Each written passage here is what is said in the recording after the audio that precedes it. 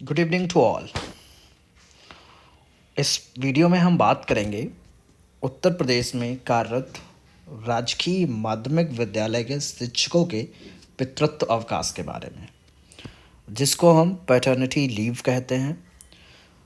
बात करना इसलिए ज़रूरी है क्योंकि जब भी हम इस पितृत्व अवकाश की मांग करते हैं तो हमें यह कहकर मना कर दिया जाता है कि उत्तर प्रदेश गवर्नमेंट में पितृत्व अवकाश का कोई प्रावधान नहीं है, जबकि ऐसा सरासर गलत है।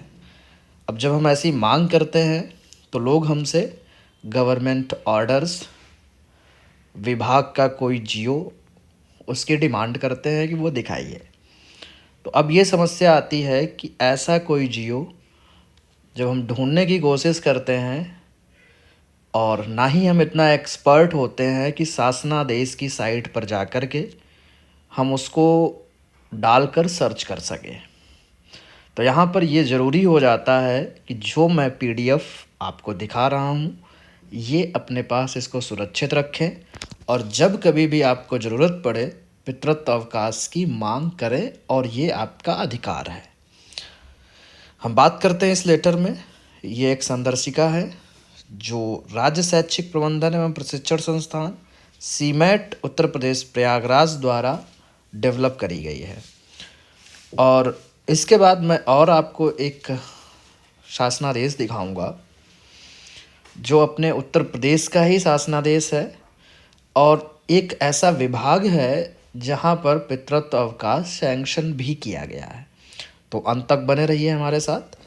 सबसे पहले एक जो ऑथेंटिसिटी उसकी बात कर लेते हैं।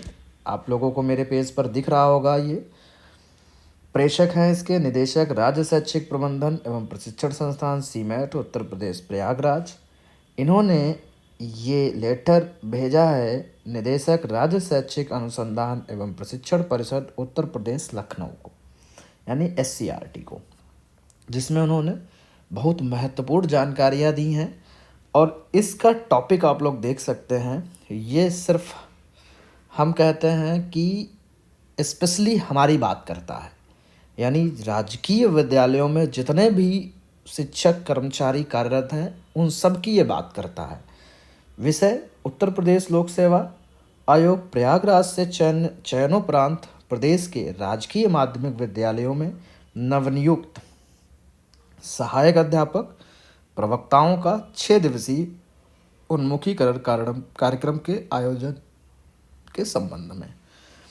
तो यानी इन्होंने इस लेटर का सारांश ये है, ये लिखा था कि भाई हमने एक मॉड्यूल डेवलप किया है जिसके बेस पर प्रशिक्षण देना था सहायक अध्यापकों और प्रवक्ताओं को, और ये ज़रूरी भी होता है। ये मॉड्यूल उसलिए डेवलप किया गया कि हमारे अधिकार क्या हैं हमको बताना, हमारे कर्तव्य क्या हैं वो हमको बताना, क्या हमारी आचरण नियमावली है उसको बताना, सर्विस के एक नियम क्या होते हैं उसको बताना। क्योंकि जब भी हम किसी भी सर्विस में जुड़ते हैं तो उसके नियम कानून कायदे सब हमको पता होने चाहिए। अगर नहीं पता है तो समस्या होती। इसीलिए ओरिएंटेशन या जिसको हम इंडक्शन प्रोग्राम कहते हैं वो कराया जाता है, जिससे कि हम अपने विभागीय संरचना के बारे में, हमारी ड्यूटीज़ के बारे में, हमारे सैलरी स्ट्रक्चर के बारे में, हमारे अधिकारों के बारे में हमको अवगत कराया जा सके। तो इसको पढ़ेंगे, फिर बाद में हम मेन चीज़ है उस पर बात करेंगे। इन्होंने लिखा है, कृपया उपर्युक्त विषयक अपने पत्रांक दिनांक 13 मार्च 2023 का संदर्भ ग्रहण करें, जो नवनियुक्त सहायक अध्यापक प्रवक्ताओं के 6 दिवसीय उन्मुखीकरण कार्यक्रम के आयोजन के संबंध में है। उक्त के क्रम में आपको अवगत कराना है कि संस्थान को शिक्षा निदेशक माध्यमिक कार्यालय के पत्रांक दिनांक 1 दिसंबर 2022 के माध्यम से प्रशिक्षण संदर्शिका की विषय वस्तु भी संस्थान को उपलब्ध कराते हुए प्रशिक्षण हेतु मॉड्यूल तैयार करने हेतु निर्देश दिया गया था। उपरोक्त के अनुपालन में संस्थान द्वारा मॉड्यूल का प्रथम ड्राफ्ट तैयार कराकर संस्थान के पत्रांक 557 दिनांक 13/12/2022 के माध्यम से शिक्षा निदेशक माध्यमिक कार्यालय व महानिदेशक कार्यालय को उपलब्ध करा दिया गया है।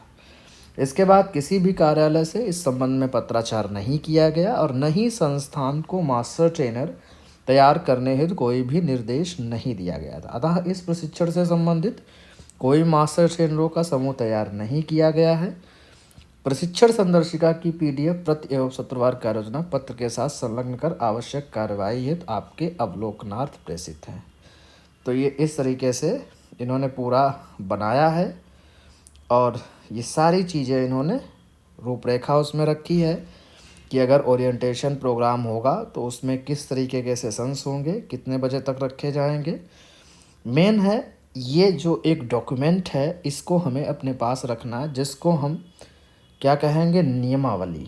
ऊपर लिखा होगा नियमावली स्कूल। तो प्रथम ड्राफ्ट है ये, जिसमें अगर हम बात करें अब जो हमारा पितृत्व अवकाश की अगर हम बात करें तो अध्याय 14 है अवकाश नियमावली। इस पे हम बात करेंगे।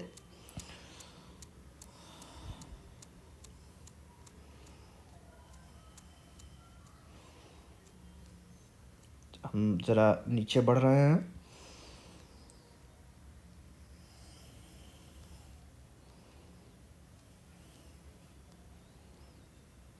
जब हम अवकाश नियमावली के पेज नंबर 141 पर देखते हैं तो पेज नंबर 141 पर साफ साफ लिखा है पितृत्व अवकाश, जिसमें लिखा है राज्य में सरकारी सेवारत विवाहिक पुरुष कर्मियों को 15 दिन का अवकाश मिलेगा। यह सुविधा बच्चे के जन्म से 15 दिन पहले या जन्म की तिथि से 6 माह के भीतर ली जा सकेगी।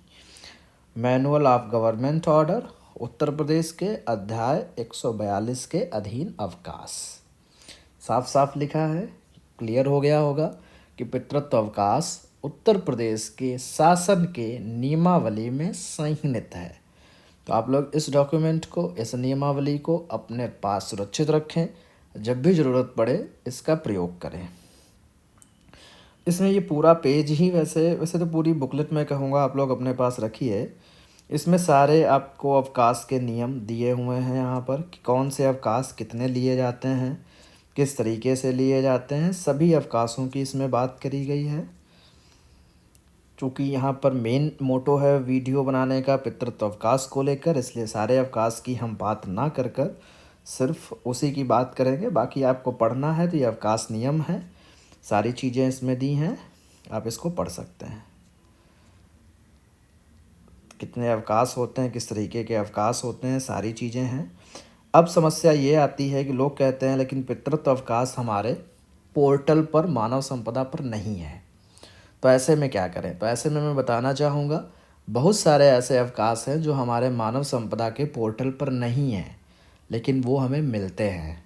मानव संपदा का जो पोर्टल है वो इसलिए डेवलप किया गया, सबसे पहले तो जो छुट्टियां लोग लेते थे मतलब गलत तरीके से, उससे रोकने के लिए, दूसरा उसका थोड़ा सा सरलीकरण करने के लिए, ताकि एक सिस्टमेटिक वे से उसकी मॉनिटरिंग करी जाए। लेकिन आज भी बहुत सारी ऐसी छुट्टियां हैं, ऐसे सारे अवकाश हैं जो हम ऑफलाइन ही लेते हैं, तो उसी में से एक पितृत्व अवकाश भी है। जैसे बहुत सारे होंगे इसमें, जैसे लघुकृत अवकाश मिलता है, स्पेशल डिसेबिलिटी लीव मिलती है। तो ये बहुत सारी लीव्स हैं जो आपको नहीं दिखेंगे मानव संपदा पर। लीव ऑन प्राइवेट अफेयर्स भी मिलते हैं। लेकिन होता क्या, हम लोग सिर्फ 2 ही अवकाश जानते हैं, एक सीएल, एक मेडिकल। इसके अलावा हमें कोई भी अवकाश के बारे में कोई भी जानकारी नहीं होती है। तीसरा एक थोड़ा बहुत जिसके बारे में हमें पता होता है वो ईएल, जिसको हम अर्न्ड लीव कहते हैं, अर्जित अवकाश कहते हैं। बाकी हमें कोई मतलब नहीं होता है कि कितने तरीके के अवकाश होते हैं, उससे कोई लेना देना नहीं होता है। तो यहाँ पे हम बात करेंगे पितृत्व अवकाश की। आप लोग देख चुके, दिखा चुके हम आप लोगों को, तो इससे ये बिल्कुल क्लियर है कि पितृत्व अवकाश हमें मिलता है। ये देखिए लिखा हुआ। अब हम बात करते हैं और भी ऑर्डर्स की। ये देखिए, ये आदेश है 2022 का, जिसमें पुलिस विभाग का है आरक्षी 657 विष्णु चौधरी, न्यायालय सुरक्षा चंदौसी, जनपद संभल के द्वारा प्रस्तुत प्रार्थना पत्र दिनांक 7/6/2022 के द्वारा दिनांक 8/6/2022 से 15 दिवस पितृत्व अवकाश स्वीकृत किए जाने का अनुरोध किया है। अतः आरक्षी 657। विष्णु चौधरी प्रस्तुत प्रार्थना पत्र पर सहानुभूतिपूर्वक विचार करते हुए दिनांक 12/6/2022 से 15 दिवस पितृत्व अवकाश स्वीकृत किया जाता है, जो पुलिस अधीक्षक संभल ने स्वीकृत किया है 11/6/2022 को। उत्तर प्रदेश का ही है, सभी को पता होगा। और हम बात कर लेते हैं, आप लोग इस लेटर को देखिए ज़रा ध्यान से। लिखा है ऊपर उत्तर प्रदेश सरकार का लोगो बना हुआ है। कार्यालय कृषि उत्पादन आयुक्त एवं अपर मुख्य सचिव बेसिक शिक्षा उत्तर प्रदेश शासन, यानी बेसिक शिक्षा की भी बात करी गई है। 2018 का लेटर है, जिसमें उन्होंने ये जिसको एड्रेस किया है प्रमुख सचिव कृषि उत्पादन आयुक्त शाखा, सचिव विशेष सचिव बेसिक शिक्षा उत्तर प्रदेश शासन एवं समस्त विभागाध्यक्ष कृषि उत्पादन आयुक्त शाखा व बेसिक शिक्षा विभाग उत्तर प्रदेश लखनऊ। तो बेसिक शिक्षा की भी बात करी है इन्होंने। अब इसमें तमाम चीज़ें वही इन्होंने कहा है कि कई बार हमारे संज्ञान में आया है कि बहुत सारी अनियमितताएं होती, तमाम चीज़ें इन्होंने करी है। तो एक सरलीकरण का एक आदेश जारी किया कि कोई भी गतिरोध वाली स्थिति ना पैदा हो, इसलिए किन चीज़ों को कितनी टाइम लिमिट में आपको करना है। तो अगर इन्होंने कहा कोई अर्जित अवकाश लेता है, तो अर्जित अवकाश के केस में और मातृत्व अवकाश के केस में और पितृत्व अवकाश के केस में अधिकतम 3 से 7 दिवस के अंदर आपको निर्णय लेना है, मतलब उसको स्वीकृत करना है। ठीक है, इसकी बात करी गई। तो पितृत्व अवकाश की बात यहाँ पर भी होती है। अगर पितृत्व अवकाश नहीं मिलता तो यहाँ पर पितृत्व अवकाश की बात ही नहीं होती। वेतन वृद्धि की बात निर्धारित तिथि पर ही आपको करनी। एसीपी की स्वीकृति जुलाई जनवरी में प्रतिवर्ष करनी। डीपीसी निर्धारित समय पर करनी है। तमाम चीज़ें जो गाइडलाइन इन्होंने भेजी थी। अवशेषों का जैसे अपने यहाँ माध्यमिक में आता है कितने दिनों में कौन से निर्णय लेने हैं, टीए बिल का भुगतान, चिकित्सा प्रतिपूर्ति का भुगतान, ये तमाम चीज़ें। तो ये प्रशांत कुमार जी थे जिन्होंने ये लेटर जारी किया था। अगर आप लोग समझ सकते हो तो इसको समझ लीजिएगा। बेसिक शिक्षा विभाग उत्तर प्रदेश लखनऊ की बात करी गई, पितृत्व अवकाश की भी बात है। तो इससे क्लियर है कि पितृत्व अवकाश का प्रावधान हमारे गवर्नमेंट में, हमारे विभाग में है, लेकिन लोग इसको ले नहीं पाते हैं। तो आज से अगर आपको ज़रूरत पड़े इसको ले, ये आपका अधिकार है। मिलते हैं नेक्स्ट वीडियो में।